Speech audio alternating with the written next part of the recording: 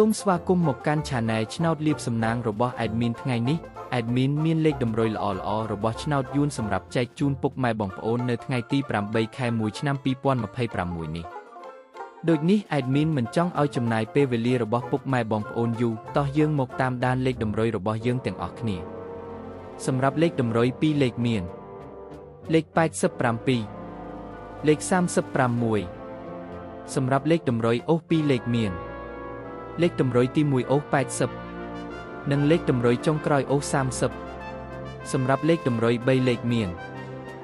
877គុណនិង636គុណ